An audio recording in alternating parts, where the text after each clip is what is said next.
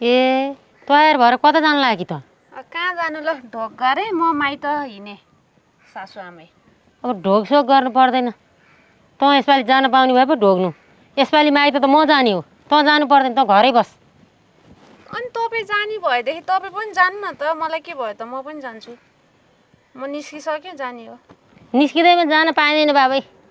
खुबै यो घर यो सम्पत्ति तेरै हो क्या रे।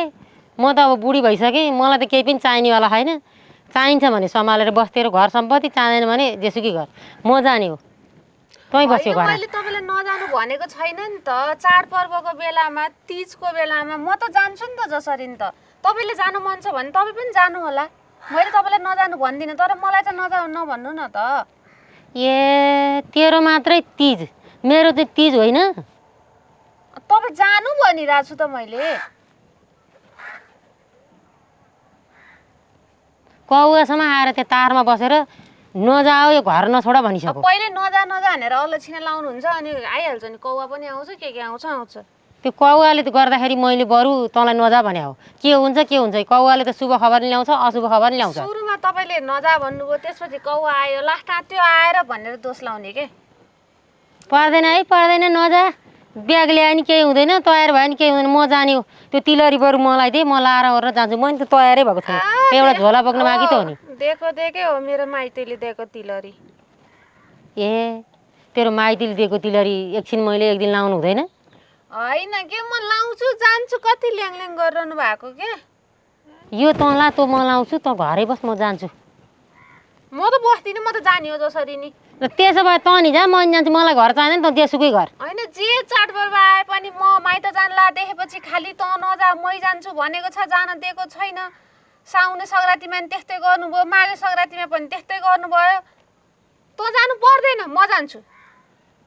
फेरि म फर्किनु पर्ने अर्कोचोटि नि त्यस्तै। यसपालि त म मरि जाउँला, जान्छु, म फर्किन्न अब त। जालिस मैले छोराछोरी पाएर हुर्काएर पढाएर बढाएर विदेश पठाएको छु।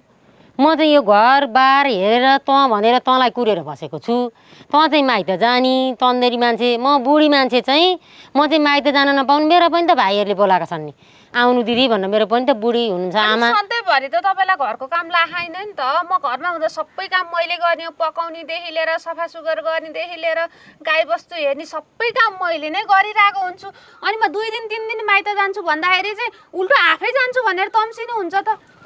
बुढेसकालमा पनि के बच्चाको जस्तो व्यवहार देखाउनु भएको हो भने तपाईँले त। लौ यो त तँ चाहिँ बच्चा होस् त। त्यत्रो ठुली भएर बिहा गरेर मेरो घर आएकी त मेरो छोराको घरबार सम्हालौँला भनेर। तेरै सम्पत्ति, तेरै घर, तेरै बुढो, अनि तैँले नगर कसले गर्छ तेरो घरको काम? मैले गरिदिनु पर्ने होइन भनेको क्या, तपाईँको छोरासँग बिहे गरेर आएको भन्दैमा यो घर मेरो पनि हो भन्दैमा के म चाहिँ सधैँ यहाँ दलिराख्नु पर्ने? मेरो त्यो माइती घर चाहिँ म जानु पर्दैन? मलाई मेरो बाबुआमाको याद आउँदैन? जहिले म माइती जानला देख मै जान्छु भनेछ तम्स्या छ, मै जान्छु भनेछ तम्स्या छ। सधैँ त चल्दैन नि त यसरी। म 3 चोटिसम्म तपाईँले गर्दाखेरि माइत जानला मान्छे फर्केको छु क्या। अब यो पालि चाहिँ म फर्किन्न। यो तिजमा त म गएरै छोड्छु, चाहे म जेसुकै होस्। पर्दैन जानु।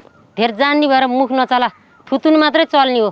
घरको काम धन्दा सबै मैले गरी भन्थेस्, त्यो थुतुन मात्रै चलाउँछेस्। धेरै तैँले गर्ने त हो त तेरो घरको काम धन्दा। सम्पत्ति पनि तेरै, मेरो छोरो पनि तेरै। मैले गरेको त हो नि त। तपाईँ त कहिले महिला समूह भनेछ, कहाँ गएको छ, कहिले के समूह भनेछ, कहिले के को प्रोग्राम भनेछ। अब फेरि अहिले तिजको प्रोग्राम भन्दै दर खाँदै 1 महिना अगाडिदेखि दर खाँदै हिँड्नुहुन्छ। अब बोलाउँछन् त, महिला नेत्री हुँ म। कहिले सम्मान लिन, कहिले दर खान, कहिले त के उपहार दिन तिजको भनेर बोलाउँछन्। जान्छु त। तैँले डाड गरेर हुन्छ? हेर च्याखुरी न्यु खोजी, धेर न्यु नखोज है। तँ मेरो एउटै त छोरो छ। म त तँ गइस् भनेदेखि अर्की बुहारी ल्याउँछु, भने जस्तै बुहारी ल्याउँछु। होस् गर्ने त। त्यति सजिलो छ अर्को माइत जान पाएन लिएरै हाल्नलाई 2 दिन। सजिलो छ। मेरो एउटै छोरो छ। 10 ल्याइन केही फरक पर्दैन। हेर है, विचार गर्ने त। च्याखुरी तपाईँको छोरो विदेशमा छ, त्यही माथि कहिले आउने हो, अनि म आज माइत जाने भोलि लिएर राख्ने भन्ने होला।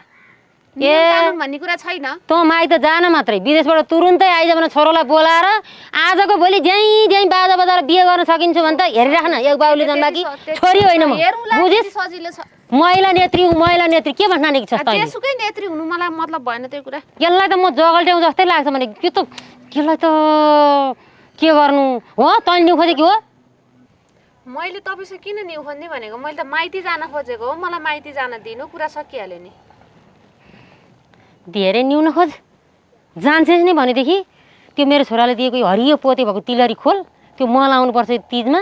मेरो त कतिवटा कार्यक्रममा जान नै बाँकी छ, 10-12वटा कार्यक्रम मेरो त पहिल्यै फिक्स भइसकेको छ। त्यो साडी पनि खोल, पर्दैन लाएर जाने मेरो छोराले किनेको। तपाईँको छोराले किनिदिएको होइन, मेरो माइतीले पोहोर सालको तिजमा दिएको हो। यो साडी पनि मेरो मम्मीले मलाई दिएको हो। त्यही भएर तपाईँ चुप्प लाएर बस्नु, धेरै नकराउनु। दिए खुबै तेरो माइतीले दिनु। मेरो छोराले कमाएको पैसा चाहिँ कहाँ गयो त? मेरो छोराले चाहिँ के तँलाई केही पनि किनिदिएको छैन आजसम्म? केही पनि भनेको छैन क्या, यो त किनिदिएको होइन नि त। होइन होइन, यो मेरो छोराले नै किनिदिएको हो। यो माइतीले किनेको भने न्यु नपार्थ्यो, खोलेर जा त। तपाईँको छोराले तेरो त जगल्टा सगल्टा उखेल्छु नि म अहिले फेरि। धेरै ल्याङ गरेर नि होइन, फेरि बुढेसकालमा यसरी धकेल्थ्यो भने नि बुढो हड्डी भाँचेलाई चुम्लाएर भागल छ बाघ बुढो र स्याल तन्नेरी कहिले पनि हुँदैन। तैँले छोएर मलाई केही पनि हुँदैन। उतार फेरि त्यहाँ पाखा पुऱ्याइदिएर बुढो लु लु हेरौँ त, लु लु हेरौँ त, लु लु ओ मात्र त हेरौँ। लु लु लु हेरौँ, अब म गएपछि हेरेर बसिराख्नु। काहीँ नभएकी चोथाले अब मैले जोडेको घरबार मलाई नै चाहिने रहेछ नि, यो सम्पत्ति पनि मलाई नै चाहिएको रहेछ। यो नआउन्जेल त अब मैले सम्हालेरै बस्नु पर्यो नि। के गर्नु पख, छोरोलाई त मैले जानेको छ कसरी कुरा लाउँछु यसलाई। यो आउनुभन्दा पहिला नै म छोराको अर्को बिहे नगरी त छोड्दिनँ। पखलिस यसलाई मैले जानेको छु। यसलाई के गर्नु, यो घर मेरै हो, मै सम्हाल्छु, मै उ गर्छु, जहाँसुकै जान्छु।